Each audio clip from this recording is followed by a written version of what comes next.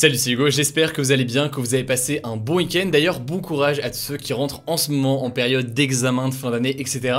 Bon courage à tous, on perd pas de temps, on est parti pour un nouveau résumé de l'actualité en moins de 10 minutes. Allez, on commence rapidement avec le premier sujet. Je voulais vous parler du plan de test massif contre le Covid qui commence aujourd'hui au Havre et à Charleville-Mézières. Alors c'est assez intéressant puisque l'objectif du gouvernement avec ce plan, c'est d'une part de tester cette stratégie de dépistage massif qui pourrait à terme être élargie à toute la France et d'autre part de diminuer la propagation du virus avant les fêtes de fin d'année dans ces deux zones qui sont particulièrement touchées. Alors comment ça va se passer? En fait, des milliers de tests antigéniques, donc des tests rapides, vont être déployés sur les 5 prochains jours dans les deux agglomérations pour tester un maximum de personnes en un minimum de temps sur la base du volontariat. Alors logiquement, il y a beaucoup de personnel médical mobilisé pour ça, donc des élèves infirmiers, des pharmaciens, des médecins, mais aussi la protection civile, la Croix-Rouge ou encore certains pompiers. Et histoire de faire un maximum de tests sur ces 5 jours, les tests pourront se faire dans des pharmacies, des laboratoires, des cabinets médicaux, mais aussi dans des centres mobilisés spécialement pour l'occasion. Alors pour les épidémiologistes, cette stratégie de dépister à très grande échelle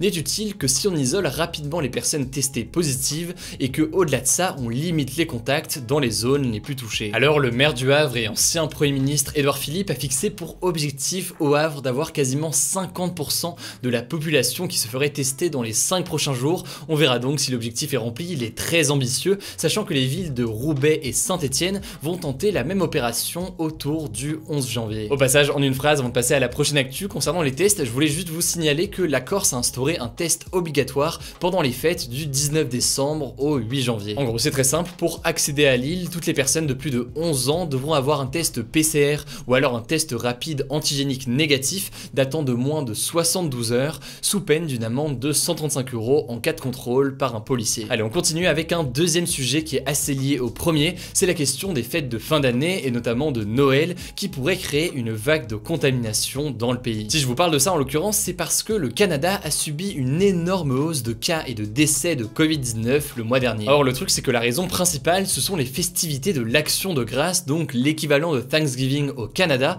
que beaucoup de personnes ont fêté mi-octobre malgré la pandémie. Alors évidemment ce qui s'est passé au Canada et ce qui pourrait se passer dans les jours à venir, on devrait le voir au niveau des chiffres avec les États-Unis et Thanksgiving qui s'est déroulé il y a environ 2 semaines, ça pose question concernant l'organisation de Noël en France. Le gouvernement a donc fait plusieurs recommandations aux Français pour éviter une flambée des cas en janvier, et il conseille notamment de porter un masque en famille, de ne pas partager les mêmes plats au repas et de ne pas être plus de 6 adultes par table, et ce sans compter les enfants. Alors attention, cette dernière mesure de 6 personnes par table n'est pas obligatoire car de toute façon, le gouvernement n'a pas le droit d'imposer un seuil de rassemblement dans un cadre privé comme celui-ci, ce qui veut dire qu'il n'y aura donc pas de sanction si une famille se rassemble à plus de 6 adultes à Noël. Alors cela dit, logiquement, Noël présente un risque et une partie de la population prend des précautions. D'après un sondage de l'IFOP pour Le Parisien, 2 tiers des Français comptent fêter Noël uniquement avec leur famille la plus proche, donc conjoints, enfants, etc., mais a priori sans leurs grands-parents qui sont les personnes les plus à risque. Par ailleurs, 26% des Français prévoient de se faire tester avant de revoir leurs proches et une large majorité prévoit de respecter les gestes barrières comme aérer la pièce ou alors ne pas se faire la bise, toujours là selon le sondage de l'IFOP. Bon alors la question maintenant c'est de savoir si ce sera suffisant pour éviter une hausse des cas dans les prochains jours, mais ce qui est sûr c'est que le couvre-feu mis en place jusqu'au 20 janvier, sauf le soir de Noël, devrait quand même grandement limiter les réunions et les déplacements. D'ailleurs le maintien du couvre-feu le 31 décembre fait débat et l'argument avancé par le gouvernement c'est que en général les rassemblements le 31 sont beaucoup plus grands et du coup ce serait potentiellement plus dangereux avec des personnes très tactiles, etc. Vous le savez, cette décision de maintenir le couvre-feu le 31 n'a pas du tout fait l'unanimité. D'ailleurs, logiquement, vous pouvez vous demander comment ça se passe en ce moment à l'étranger. Eh bien, il y a des mesures assez similaires. En Allemagne déjà, l'Allemagne a décidé de fermer les commerces non essentiels et les écoles pendant au moins 3 semaines. L'objectif étant évidemment de limiter les contaminations pendant les fêtes. On peut aussi parler de l'Italie. En Italie, les déplacements entre régions seront interdits à partir du 21 décembre et jusqu'au 6 janvier,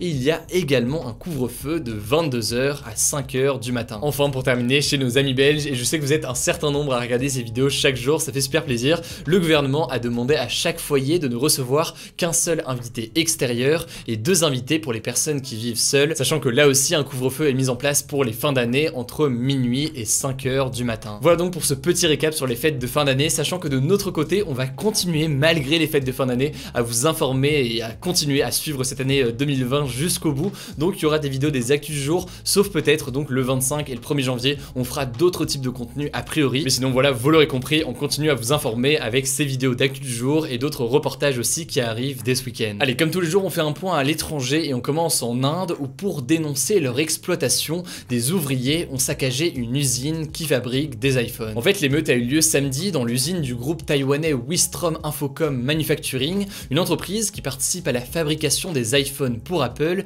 et qui est située dans le sud de l'Inde. En fait, des employés se plaignaient de ne pas être payés depuis 4 mois et d'être obligés de faire des heures supplémentaires non rémunérées, et donc ils ont décidé de saccager l'usine comme vous pouvez le voir actuellement sur ces images. Une centaine de personnes ont été arrêtées par la police qui a annoncé l'ouverture d'une enquête sur cet incident, et l'entreprise Wistron a déclaré que cette émeute avait, je cite, été causée par des personnes inconnues venant de l'extérieur de l'usine. Elle a par ailleurs démenti les rumeurs d'exploitation en assurant qu'elle respectait les lois locales, alors que de son côté, Apple a annoncé l'ouverture d'une enquête sur cette entreprise qui fabrique des iPhones. En tout cas, malheureusement, ce genre d'incident n'est pas rare en Inde car les travailleurs touchent souvent des salaires très bas et ont peu de droits. Si c'est un sujet qui vous intéresse, comme d'habitude, je vous mets des liens directement en description. Enfin, dernière info à l'étranger, rapidement, une attaque djihadiste a eu lieu dans le sud-est du Niger alors que les Nigériens s'apprêtaient à voter pour les élections municipales et régionales. En effet, au moins 27 personnes ont été tuées dans la nuit de samedi à dimanche après que des hommes visiblement du groupe djihadiste Boko Haram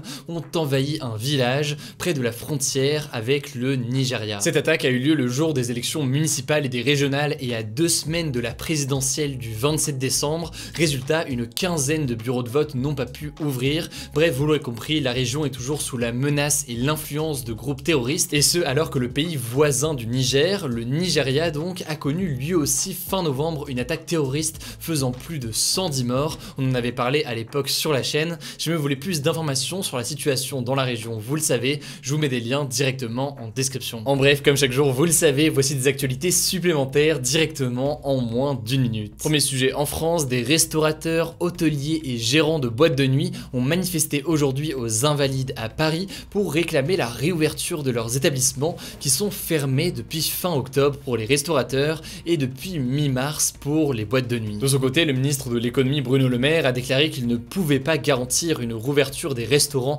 le 20 janvier car tout dépendrait de la situation, mais que des aides allaient continuer à être délivrées par l'État à tous ces établissements. Deuxième info, d'ailleurs vous l'avez peut-être remarqué aujourd'hui, plusieurs services de Google ont été en panne au niveau mondial aujourd'hui vers 13h heure française. Alors c'était notamment le cas du moteur de recherche mais aussi de Gmail ou encore de YouTube. Terrible pour vous, vous n'avez pas pu regarder nos vidéos pendant 1 heure. Heureusement tout est rentré dans l'ordre environ une demi-heure plus tard et Google de son côté n'a pas encore réagi sur les raisons de cette grosse panne, donc on en saura sûrement plus très bientôt. Enfin, dernière info, et cette fois-ci c'est une bonne nouvelle pour les habitants de la région parisienne, le prolongement de la ligne 14 du métro jusqu'à Saint-Ouen dans le 93 a été inauguré aujourd'hui. L'objectif de ce prolongement c'est de soulager le nord de la ligne 13 qui, vous le savez peut-être si vous êtes parisien, est un enfer absolu souvent le matin quand il faut aller au travail et rentrer, donc c'est souvent très compliqué, et donc là l'objectif avec cette ligne 14 qui a des stations en commun, c'est donc de désengorger cette ligne 13. En tout cas, les travaux ne sont pas finis puisque la ligne 14 ira aussi à terme jusqu'à l'aéroport d'Orly,